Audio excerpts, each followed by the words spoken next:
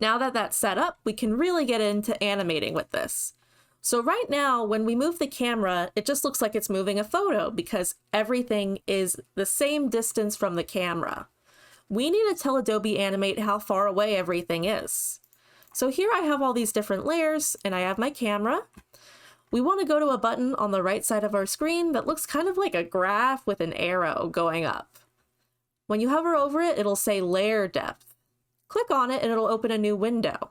You'll see a list that looks like your list of layers. This is telling us how far everything is from the camera.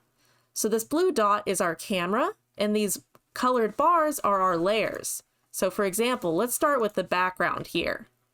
I'm going to click this Maintain Size button, so that way it won't make it smaller when I move it farther away. And then I'm going to click and drag on this purple bar that represents the background. This means I moved it further from the camera.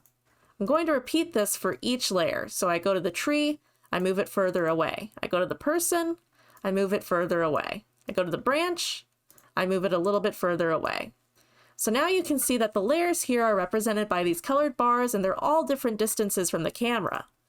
What this is going to do is when you click and drag your camera around now, you'll see that they all move at different speeds and it'll make it look like you're looking at it more in depth. This is pretty cool so far, but you can see that it's leaving a lot of extra space on your canvas. On the bottom area of your canvas, you might want to zoom it in a little bit, just so you can move it around without everything kind of showing the edge of your canvas. Once that's all set up, now you can add a motion tween to your camera. So on your camera, right-click and create a motion tween. Just like anything else in your animations we've been making so far, your camera can be animated. So you can just go through, add keyframes telling it where it is, and you won't need to animate anything else to move it around.